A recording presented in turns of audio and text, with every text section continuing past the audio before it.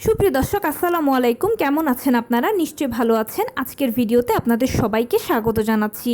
আজকে আমি আপনাদের সাথে শেয়ার করব ডেলিভারি কোথায় করানো নিরাপদ হবে এবং কখন হসপিটালে যাব। তাহলে চলুন মূল ভিডিওতে যাওয়া যাক। বাই দ্য ওয়ে, মূল ভিডিওতে যাওয়ার আগে একটা কথা বলি, আমি আমার চ্যানেলে pregnancy related, specially normal delivery related অনেক ইম্পর্ট্যান্ট তথ্য ভিডিও আকারে শেয়ার করে থাকি। এই তথ্যগুলো আমার পার্সোনাল এক্সপিরিয়েন্স ও আমার ডক্টরের সাজেশন থেকে নেওয়া। তাই আমার চ্যানেলটিকে যদি একবার আপনারা ভিজিট করেন তাহলে আপনারা আপনাদের প্রশ্নাতীত মনের অনেক প্রশ্নের উত্তর পেয়ে যেতে পারেন। আমন্ত্রণ জানাবো আমার চ্যানেলটিকে একবার ভিজিট করে দেখার জন্য। এবারে চলুন মূল আলোচনায় যাওয়া যাক। আমি শুরুতেই বলেছি আজকে আলোচনা করব ডেলিভারি কোথায় করাবো, কখন হসপিটালে যাব। দেখুন, ডেলিভারিটা কোথায় করাবো এই প্রশ্নের উত্তরে আমার পার্সোনাল ওপিনিয়ন হচ্ছে আপনারা হসপিটালে ডেলিভারি করান। কেননা ডেলিভারিটা ভীষণ সেন্সিটিভ একটা ইস্যু। এখানে মা ও বাচ্চা উভয়ের জীবন জড়িত। সামান্য 19 থেকে 20 হলে হয়তো বাচ্চার ক্ষতি হতে পারে বা মায়ের ক্ষতি হতে পারে, অথবা মায়ের এমন একটা সিচুয়েশন তৈরি হতে পারে যে ওনার মাসিকের রাস্তা, প্রস্রাবের রাস্তা, পায়খানার রাস্তায় সমস্যা হতে পারে। তাছাড়া ভবিষ্যতে আপনি যখন আবারও মা হওয়ার চিন্তা করবেন ওইটাও আপনার জন্য অনিশ্চিত হয়ে যেতেও পারে। সেই জন্য অবশ্যই আপনি যদি হসপিটালে ডেলিভারিটা করান তাহলে অনেক বেশি বেনিফিট পাবেন। এরপরে আসুন হসপিটাল চুজের ক্ষেত্রে একটা ইনফরমেশন তথ্য হচ্ছে অবশ্যই এমন একটা হসপিটাল চয়েস করবেন যেখানে নর্মাল ডেলিভারি এবং সিজার দুটোই আছে। কেননা এরকম অনেক হয়েছে, অনেক সময় নর্মাল ডেলিভারি সব কিছু ঠিক ছিল, করানোর চেষ্টাও হয়েছে, বাট এই পর্যায়ে গিয়ে বা একটা সময় গিয়ে দেখা গেছে কিছু একটা ক্রিটিক্যাল সিচুয়েশন তৈরি হয়েছে, তখন ইমার্জেন্সি সিজার করানোর প্রয়োজন হয়েছে। তো যদি একই হসপিটালে নর্মাল ডেলিভারি ও সিজার থাকে তাহলে আপনাকে নর্মাল ডেলিভারি টেবিল থেকে সিজার টেবিলে পাঠিয়ে দেওয়া হবে।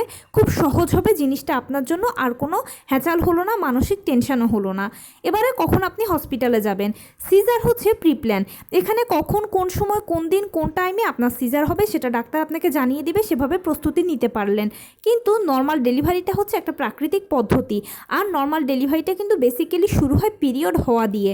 মানে এখানে আপনার থকথকে, থোকা থোকা, আঠালো, উজ্জ্বল সাদা বর্ণের স্রাব যাবে। কারো কারো ক্ষেত্রে শুধু স্রাব যায়, কারো কারো ক্ষেত্রে আবার রক্ত মিশ্রিতও যায়। সেই রক্তের রং কখনোই লাল হয় না, হালকা বাদামি থেকে হালকা গোলাপি কালারের হয়। যখন এরকম পিরিয়ড স্টার্ট হওয়া দেখবেন তখন ওয়েট করবেন পরবর্তী ধাপের জন্য। এরপরে আস্তে আস্তে আপনার পানি ভাঙবে 1 ফোঁটা 2 ফোঁটা করে, কারো কারো তার থেকে একটু বেশি।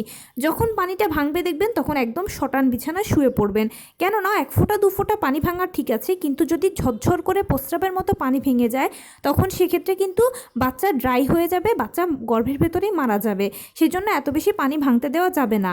আর অনেকের এরকম হয় যে ঝরঝর করে প্রস্রাবের মতো শুরুতেই পানি ভাঙতে শুরু করে। যদি এরকম দেখেন তাহলে 1 সেকেন্ডও দেরি নয়, চলে যাবেন হসপিটালে। ধরে নিচ্ছি আপনার 1 ফোঁটা 2 ফোঁটা করে পানি ভাঙে, এখন আপনি বিছানায় শটান শুয়ে থাকবেন। এর পরবর্তীতে আপনার আস্তে আস্তে লেবার পেইন আসতে শুরু করবে। লেবার পেইনটা প্রথমে হালকা থাকবে, এরপরে মাঝারি থাকবে, এরপরে ভারী হবে। তীব্র লেবার পেইনটা যখন হবে তখন জরায়ুর কন্ট্রাকশন শুরু হবে, বাচ্চা ভেতর থেকে চাপ দেবে, পাল্লা দিয়ে ডাক্তারও আপনাকে বাইরে থেকে চাপ দিতে বলবে। তাই এখানে পরামর্শ হচ্ছে অবশ্যই আপনার যখন লেবার পেইনটা এসে যাবে তখনই হসপিটালে চলে যাবেন।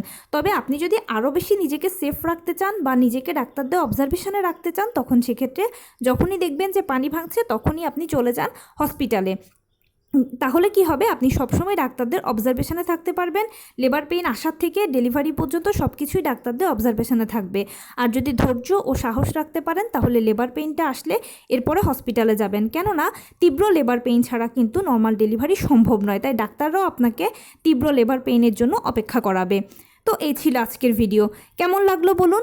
যদি ভালো লেগে থাকে ও হেল্পফুল হয়ে থাকে তাহলে প্লিজ লাইক, কমেন্ট, শেয়ার করতে একদম ভুলবেন না। আর সেই সাথে আমার চ্যানেলটিকে সাবস্ক্রাইব করার বিনীত অনুরোধ রইল। পাশে থাকা বেল আইকনটি ক্লিক করে দেবেন যেন আমি ভিডিও আপলোড করার সাথে সাথে আপনারা নোটিফিকেশান পেয়ে যান। যদি কোনো প্রশ্ন থাকে কমেন্টসে জানাবেন, আমি রিপ্লাই দেব। প্লাস যদি কোনো পরামর্শ থাকে যে কোন বিষয়ের উপরে ভিডিও বানালে আপনারা উপকৃত হবেন সেটাও জানাবেন। আমি আপনাদের পছন্দের সর্বোচ্চ প্রায়োরিটি দেব। ভালো থাকবেন, সুস্থ থাকবেন। আসসালামু আলাইকুম।